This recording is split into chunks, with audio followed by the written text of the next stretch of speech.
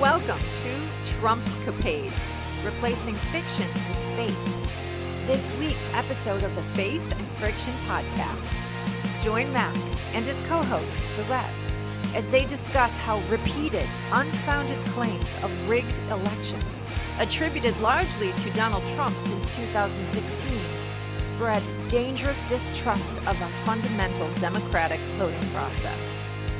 Join with them as they embrace hope and encourage us to be bold, seek evidence-based truth, and humility in all things. Welcome to the conversation. Oh, one more time, Rev. And cheers. Here's a little friction. What did you say in the pre-show? You poopy head? What was the the world has really lowered the argument level to name calling. And you're a bigger poopy head than me. I did that. I was just like, okay, that was we weren't calling each other names. This No. was just making an observation of where we have devolved to. Whoever's listening, you might, if the shoe fits, wear it, right? If you're a poopy head, then you are. I can be. Must be why I recognize it. I don't know. So I'll be the first one to own it.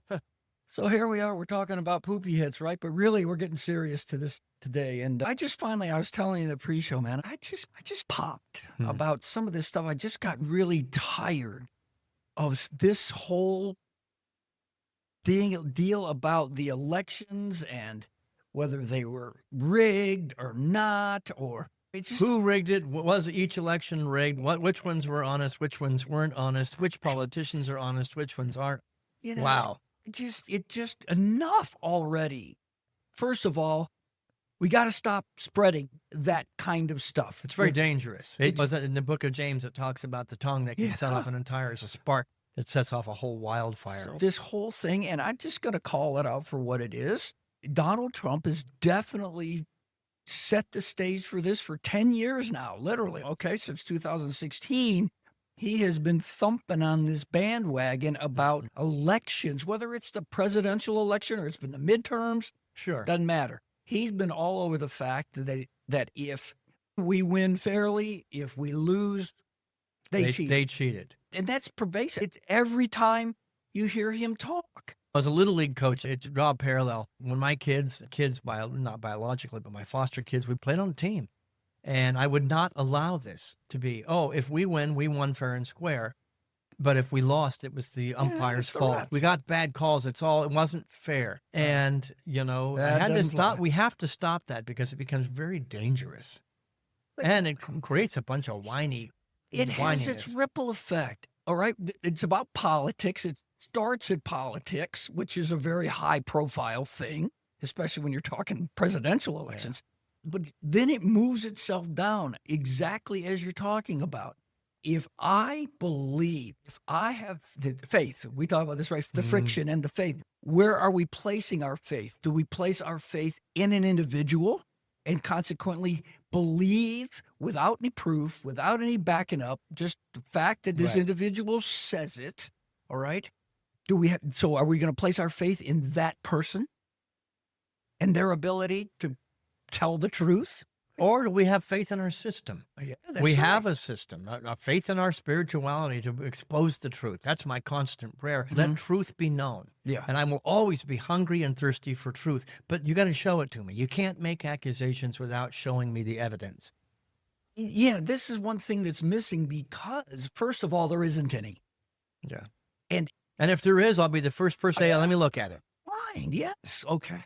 But don't default. We talk about the God card all the time, right? That when you get into a conversation, a faith conversation, and you can't figure it out, and you get backed into a corner, you just go, God said, God did, and it ends a conversation, right? So when you're talking about this kind of stuff, the card that gets thrown a lot is conspiracy. You just haven't heard what's been going on behind the scenes, and there's all. And again, a lie can get very dangerous. I've done my research. Good. Show me the research. Don't make an accusation without the research to back it up. Yes. And that's trickle-down behavior. What happens is it's one person, but then people follow that behavior. It's okay to make an accusation about you without any proof to back it up. That's a very dangerous world. And I know some people where accusations were made, their life was destroyed, only found out later to be false. There are consequences. It's the tongue thing. Exactly. And what I have found in this whole political realm, it's very easy on a Facebook or an X or a Instagram, whatever it might be, you see something and it confirms your bias. And so all you just very quickly you do, you go click. Good, and it's feeding you. It's now it's feeding you. Once you've clicked it, now I'm going to give you more information, verify your bias, Yeah, right. your blindness. Actually, that's exactly right. And so you're in a place where, and fair-handed here. That's both sides of the aisle. Oh yeah. In my household, I try to be fair-handed, so I get information on my Facebook that my wife doesn't get because I believe she's got a very conscious bias. So she's being fed only that which validates her perhaps more left-leaning perspective. Yes, and we're all subject to that. All sure, right? Nobody's but immune. what's the antidote? Right. It's consciousness. You stay awake. Who was it that said trust and verify? Was that Reagan or Kennedy? Somebody said trust and then verify. Yes, that's just common sense. And I've talked about this before too. You also, people want to go to can you say absolutely that election wasn't rigged or was unfair? And here's my response to that. I don't have to. I have enough clarity in the whole situation.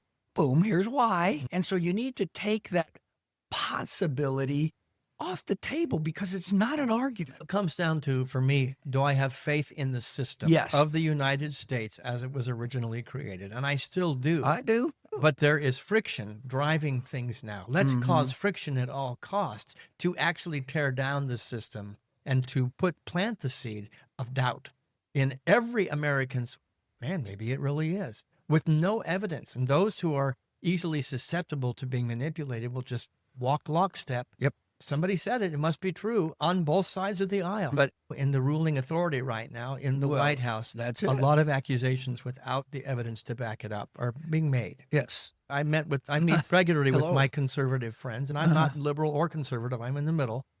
Said, they're all clowns. They're all clowns. He's just the clown that I vote for. I think clowns can be clowns, but clowns can be dangerous. When accusations are made, and I've been accused of things that were later found out to be untrue, the damage was undoable. It's done. Correct. And I believe damage is being done to our system and the fabric the foundation of our country. And so consequently, the therefore in this is we lose our faith in the system. It creates enough friction, doubt, that we just can't grit it all. And we walk into the voting booth and we're going to be challenged in November because it's going to be a shit show between now and then. And it already has. Is that a tactic, that's being implemented by anybody? Get fear into the voting booth and doubt into the voting. And then we've begun to lose the battle. Correct. Yes. To me, it's horrible. And it's totally against the system that was designed, which is a beautiful system. I believe that. But where do we draw a line here?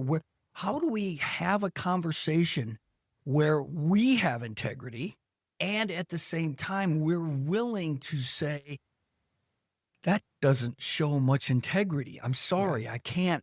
Well, you're preaching my sermon. All roads lead to me. If this is bothering me so much, I need to look at the words that I'm speaking in my life. I need to hold myself accountable to things that maybe feel good in the moment to say, but there isn't evidence to back it up. Keep my mouth shut and get the evidence before I make the comment. I'm going to hold myself to the same rules as I would a government official or a religious official. Let me tell you, in my church as a minister, if I say something that is wrong and somebody calls me out, I need to be the first one to say, wait a minute, you're right. Yes. I misquoted or I misunderstood or I didn't have that right. And if, again, large enough thing, and I will rectify that. Yes. Exactly. I've done it a couple, not very often. I've done it a couple times where in my zeal, my bias, I would forward or share a tweet, or not a tweet, but a post. Not check it out. I've done that. And I didn't check it out like I should have. And I had to go back once I realized, wait a minute, I didn't know that. Okay. I went and just. And what does that require? Yeah. I require of my spiritual leadership humility. Also require that of my political leadership humility. And yeah, it's missing from all corners of our government right now. Boy. But if I'm going to hold myself accountable to that, I need to hold my environment. And my environment are the people representing me. There's not a lot of humility when it comes to just making accusations that are unfounded. What else? We're talking a lot about the scene. I got less votes than you did, therefore. That's accounting. We can see it. There it is. Yeah. What about when we're doing all this? We're always talking this because it's always prevalent. It's always there. If we are yanging about this and disconcerted about all of this and don't know in the voting booth, all the stuff we're already starting to talk about, think of all the negative energy that gets put forth as we're all sending out this doubt and fear and angst. I teach it all the time. Thoughts held in mind will reproduce after their kind. If Yeah. I am going into the voting booth with fear in my mind and doubt, I'm actually part of manufacturing more fear and more doubt in the system of the United States. Yes. Now, I have to ask, and this is where I may get into trouble, is that intentional? Yeah. Are those seeds of doubt and fear being planted very intentionally? It can control. It can, people who are afraid are easily controlled. Amen to that. That's history bears that out. Sure. And from my standpoint right now, with so much to lose, quite frankly, right now the Republicans have a lot to lose. Right? Sure. When we're talking I think about Americans have a lot to lose. We lose our system, That which too. is what we're on the verge of We doing. could. Yeah. A democracy, a republic, whatever you want to call it, we're in the danger of losing that. And that is the bigger issue without a doubt. That's kind of what got me and is what has really been bothering me for quite a while now, because every little thing that's said, every little nig, every little falsity, and it adds and adds. And sooner or later, I saw an experiment done years and years ago, and I would use this in investing and as I managed people. But there was a simulated computer simulation that they did, and they had a little thing coming out of the ceiling, and it would drop 1 grain of sand, just one, and then it would drop one more. And so you started to watch this simulation, right? And what, of course, naturally you think it's going to have a cone. It's going to fall. But what it amazed me, because what started to happen was, as this cone grew, as this kind of like mountain, and this is what it was really forecasting, you began to see from the computer areas of fragility. The red areas now were starting to become more fragile as this mound grew. And then all it took was one more grain of sand, and spreads boom, everywhere. All right. So when you add and add to it, the whole thing becomes more and more fragile until the tipping point. It expands so many different places, and some of it can be just inane. It does. Yeah. Why is that a big deal? At the risk of offending somebody, Martin Luther King said something: the only thing needed for evil to prosper is good men to do nothing. I notice I've got the warning that this mountain. And he quoted Burke, right? Was it Burke said that? Edmund Burke. Oh, okay. Yeah. I always get that one screwed up. But it's like, we have a responsibility as fellow citizens of the country, of the earth, to go, something isn't jiving here. Yes. And accusations, and it doesn't make me bad or terrible or ignorant. It makes me conscious. Something's not jiving. An accusation has been made and there's no evidence. In fact, it's been tried in a court of law, a number of courts of law, and found to be unfounded. But we still perpetuate it. And we're in a very dangerous rule. When it was done on the floor of Congress and there was just a bunch of men arguing and fighting, it had consequences to a small degree. Now, it's immediately put online. It's everywhere. Electronically, it is now perpetrated everywhere. That's a mountain that is crumbling right now. Yeah. A very dangerous world to live in, and we're all about to be buried because we're not speaking up and saying something. Two of us sitting here, we have to call it out, not because we are pro one side or the other, because we are I'm pro-truth. I'm pro-honesty. I'm pro-democracy. I believe in our republic. Right. Strongly. Somebody said when we were talking about the clowns on all sides, I said, show me the evidence, and I don't care which clown it's against. Show me the evidence against this president or that president, Republican or Democrat. I will absolutely listen if it's founded truth. And I I'll be the first one to say, I got that wrong. Wow. Yeah. There's the humility that's missing right now. It's win at all costs right now. No matter the lie, no matter the poopy head comments, let me just come up with a better name to make fun of you and to isolate you and create a system of duality. That's entertainment to a degree, but it's a very dangerous entertainment. So what, of course, all of this creates greater and greater polarization, which we kind of were talking about in the very beginning. But of all the little pieces here, we've created a society extremely polarized, more than I've ever seen in my lifetime. And then there are those that would say, listening to, oh, you're creating more polarization by having this conversation. No. I'm just being trying to be an informed citizen, speaking truth and honesty and calling it out wherever I see it. Yes. Truth. That's you. So what we do want to always try to do on the podcast, though, is we're having conversation, is to have a therefore. Yes. Here's the way we see it. Here's how it's going through the grid. Here's where we see the friction, those kinds of things, and then draw a conclusion to it to say, as people of faith, whether it's faith in our system or it's faith in integrity and goodness and our spiritual faith and that all of that as well, what do we do about it? What do I do? How can I be a conduit for change, for difference? And that's going to be one, accountability. Yeah. I'm holding other people accountable, elected officials. I've got to hold myself to the same accountability, the same humility, the same litmus test when it comes to truth. And I try to do that. Do I always succeed? I'll be the first one to own I screwed up there. That's what I want from my officials. But it's a matter of integrity there. Integrity means nobody's ever going to get it all right. But integrity says, first of all, I'm going to try to get it right. I'm not just going to espouse any when it comes to me.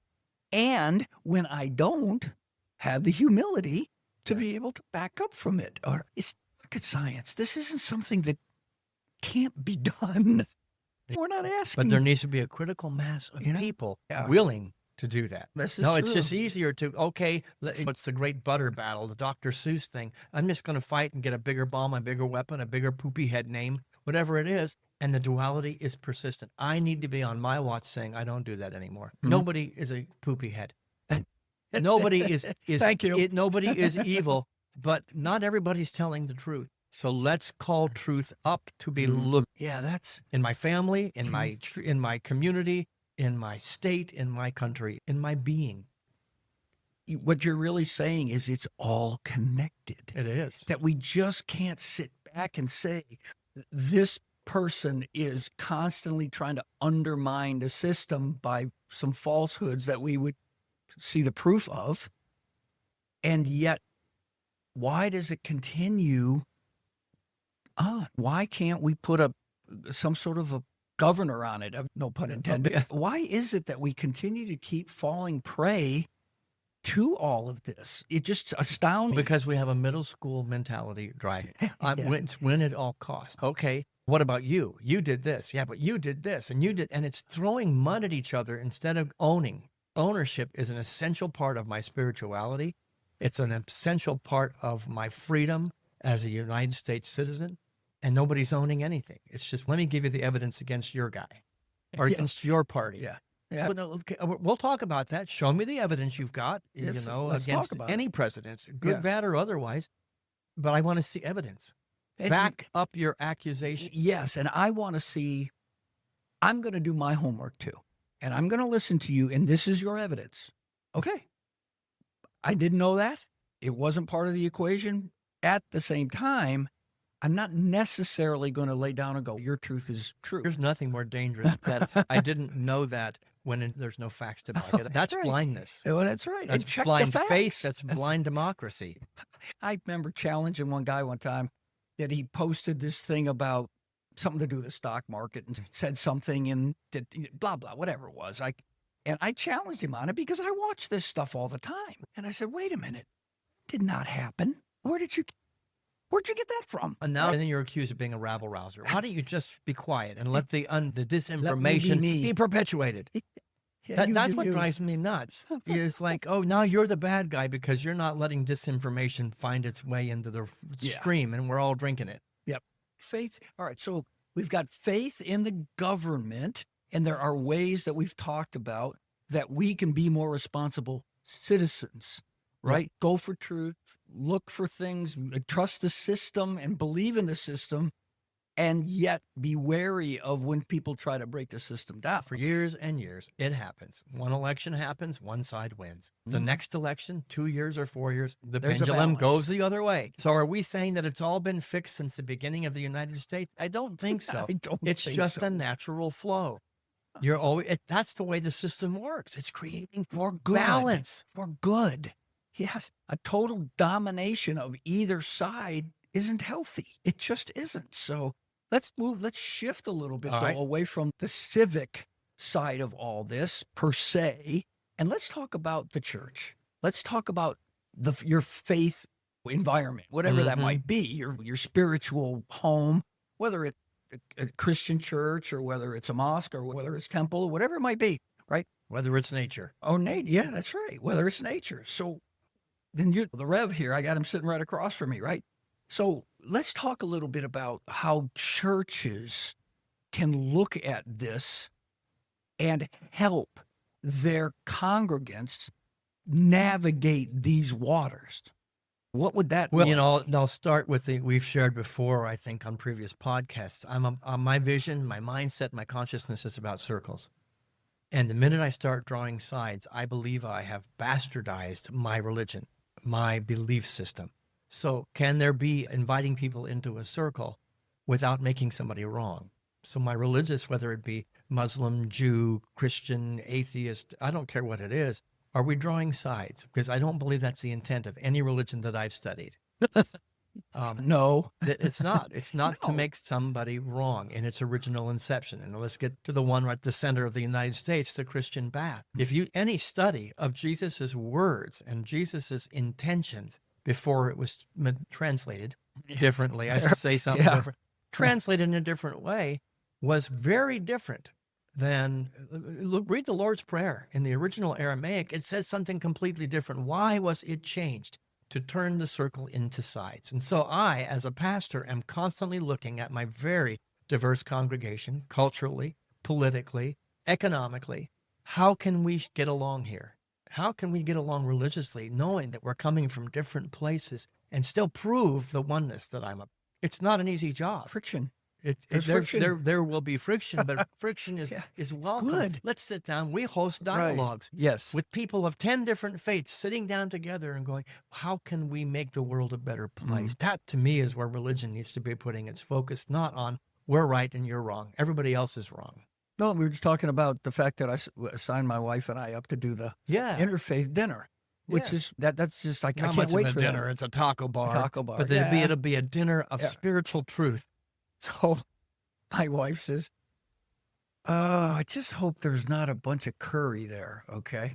And I said, maybe if everybody's bringing their own thing, there certainly could be because No, it's it's- diverse, the- but the- it's not. But I said, no, it's a taco thing, okay? And vegetarians are welcome, And- that you yeah. will be taken care of. She loves tacos, so that was probably. But what is the intention of our religious paths? And I think there's also responsibility, not of the nation, but of whatever organization I attend, I tithe to, I give to, I support, I volunteer at. What is the intention? To divide or to unite?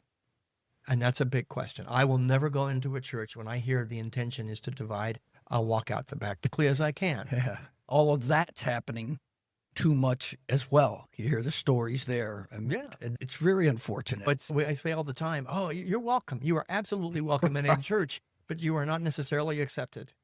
Now you have to change because we all have to think there's alike. a difference there. Big I difference. love that. No, you have to become an automaton. You're still welcome, but you have to think the way we think. You're welcome, but you're not necessarily, Accepted. accepted. Oh, I love that, man. Think about You that just have for a to second. change. Yeah. Well, and you're really not welcome. You see this all the time, too, because in our culture, especially over the last 15, 20 years, diversity and all these things, these are big buzzwords. And you're exactly right. It's one thing, it really grieves my heart. When I drive down the street and I see on the marquee of any church, doesn't matter, Jesus didn't marginalize people, reject people, neither do we. Yes. There's a church just down the street from us. Yeah. I've seen that. And I say to myself, why should you have to put that out there on your sign? Why shouldn't it just be automatic? That's just who we are. Why do we have to say that's who we are? 30,000 different sects of what Jesus said out there. And they all say they have a corner on the market of truth. So this particular church, I happen to know them down the street. I won't mention them by name. They're really accepting people, or creating an environment very much like what we are at Unity. You are welcome and you are accepted here. You bring a piece of the puzzle that is necessary. Yes. Oh, I think it's a very needed piece. I don't know. I just don't know what kind of, I guess it's show me. Okay, this is what your sign says. Yeah. And a lot of those people have been burned in that way before. Talk is cheap. Words are cheap. Show me this loving God you're preaching. Show me this loving prophet that you're teaching me about. And a lot of times people don't associate with people different than them. So they have good intentions, all right? But they're so far removed from being able to be relevant and real around that, and they don't realize, what can I do about that? Get around some different kinds of people. Yeah. Right? But if it's been implanted into your psyche, you need to fear those people. Wait, you've got a system you don't even know is running. They need to be afraid of you. So I'm not going to be comfortable in, oh my gosh, you're wearing different clothes than I wear. This is foreign to me. Warning, there's an internal system going off that somebody planted a seed. Religiously, politically, I can't talk to you. I was listening to one of the classes on Sunday morning, and he played this video, and what it was is it was an interesting conversation about free will. And the question was, do you really have it? Now, what came up in part of the discussion was the quintessential free will about Judas. Did Judas have free will? Because if he didn't do what he did, how does the story go and all of that? That's the other. But the real interesting thing about what this video was talking about was we are the sum total of everything that has happened, not only to us, but genetically as it's been passed along. All the talk about the sins of the father. We have inherited a belief system, an energetic, subconscious belief system, familial, political, cultural. All of it. And it's there. It's running things if we don't bring it to the surface and go, let me challenge that. There was the point. The point was, can you challenge that, or do you not really have free will? Because whatever decision that you make is predetermined by all of that we were just talking about. That is the good. Yeah, I know people who believe that way. That is the biggest scapegoat from responsibility that I've ever heard. I can't. Maybe that, yes, I can be predisposed. Sure, to make certain decisions or look at things a certain way based upon all of the most spiritually mature people that I want to hang out with are the ones that say, where did that thought come from? Why have I been thinking that for the last 20 years? I might want to entertain a different idea. Wow. That's spiritual maturity. That's what Jesus came to the planet to do. You guys might want to have a different thought because you're perpetrating an old thought that is worn out and no longer valid. Well, I love what you just said, because I think one piece to the therefore, what do we do about it? How do we handle it? Is spiritual maturity. Yeah. That now we can be more discerning. We can more humble. All of those basic things of love. Let's just put love there. All right. That if we are willing, it's the root and the fruit. I talk about it all the time, right? Yeah. If we're willing to cultivate our spirituality and cultivate it in a more mature way, then the fruit that pursuit produces is going to be have more integrity. It's going to contribute. To evidence. Yeah. It's an evidence-based spirituality. It's like an evidence-based accusation or statement. There's proof. And we have to be willing to look at the proof and be willing, like a scientist that gets excited. We have new proof. What we believed wasn't true. And they get excited about it. And they spend their whole life. They spend their life trying to disprove the last theory. But religion hasn't kept up, and neither has politics. No, just be right at all costs, even though the proof is not showing up in the pudding.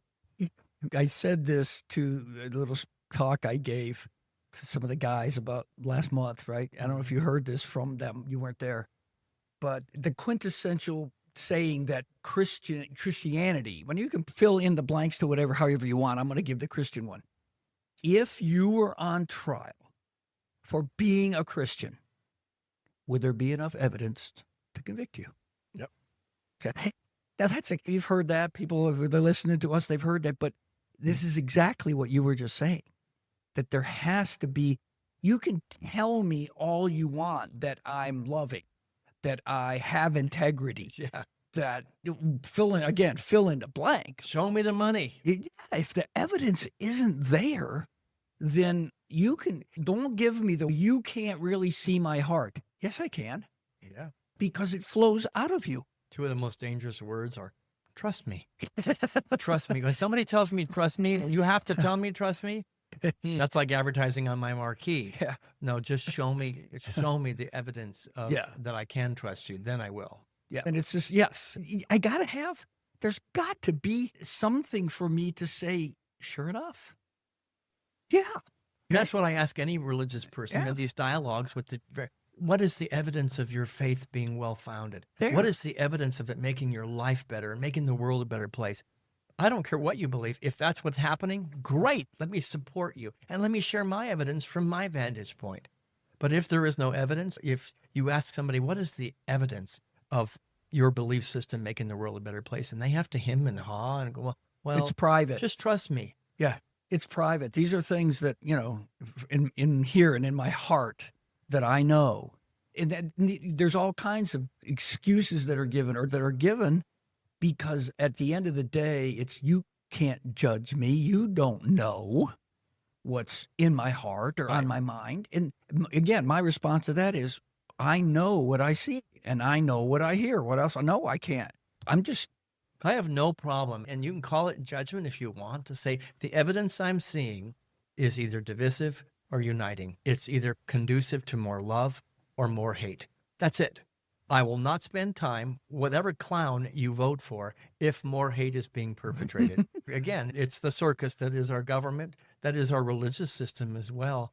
Where's the clown that's spreading love? Where's the clown that's, whether it's well-founded or not, in reality, where's there more kindness on the planet? Let me spend time there. And I have the right as a citizen and as a spiritual being to call out unkindness when I see it, to call out rudeness, to call out name-calling, to call out untruths being spoken as truth with no evidence to back them up. That's why I'm going to do it. That's not judgment. And I want people to do that for me too. Sure, exactly. And it's called it judgment. I don't think judgment is necessarily a bad thing. Discernment, it's perhaps. It's observation. If it anything else, just this is what I see and this is what I hear. What do you want me to do with that? It's just easier. You're a poo-poo head. Yeah, there it is. We're going to start using that more. And we talked about this, last week was it? Or one before that, where we talked about we are just so much also in a zero-sum scenario that somebody wins and somebody has to lose. When in fact, if the universe, God, nature, everything, it's all for us. There is no limit to where the more you get, the less I have. I believe that's the foundation of our country. Yeah. In its original inception, it's the founding of Christianity. And everybody can win. Everybody can benefit. Everybody can go, oh, no, now you're a communist. No, I'm not. I'm just saying there's more good. There's more love available. Correct. And if it has to be, I have to win, which means you have to lose. And that's what our government has become on both sides of the aisle. Yeah. Boy, we're perpetuating a system that is going to, it's built on sand and it's going to crumble. And the mountain with all the red flags are there. It's about to explode. Explode. Yes. So mutuality, unity, oneness, for sure. And you said it already. I'm just going to rephrase it a little bit. You got to be bold about this. And that's not arrogance. That's not shoving something down somebody's throat or being a jerk or whatever. It's boldness to be able to say the truth as you see it. Why? Not to make yourself elevated, but to make it all better. I mean, I'm hungry for the truth. I want the truth for everybody. Yes. And a life that's produced through that. Love and boldness can and must coexist. One without the other is going to be a system that's out of balance. But I believe it can be. And I think what's one of the greatest examples that we have of this? There you go. He did it. Greater things than he has done shall we do, with That love was an and boldness encouragement. as partners. Absolutely. We have to, I think we just are responsible enough to be responsible. We got to be responsible enough to be responsible. That's perfect. Does that really say what we need to My do? ability to respond to truth and my ability to respond to lies. Yes. And think about that. I wait for our listeners as well. Ask yourself that question. Do I? Am I? Have I? What do I need? I mean, these are all ponder questions starting with ourselves. And then once we begin to be honest about the answers and be truthful, starting with ourselves about the answers, then it can develop a boldness that we're willing to, in love, be able to turn back falsities, be able to turn back things that erode. Because if one person at a time doesn't do it, then the person with the most power and the loudest voice is going to prevail. This is not just now. This is throughout This is history. historically. Sure. So, encouragement. And I really don't think that you're calling me a poopy. Okay, I appreciate I never that, could man. do that. Okay, if I'm going to do it to you, I'm going to do it behind your back, maybe, right? You wouldn't be the first. So with that, folks, you can see how much we love each other, but at the same time, we love to be able to have some fun and call it like it is and encourage, right? This is an encouragement. This isn't a bashing. And at the same I time, still have hope. I wouldn't be wasting the breath to have this podcast if I didn't feel in the depth of my soul that there's hope for a better United States. Yes, stand firm. And a better collaboration of different religions coming together.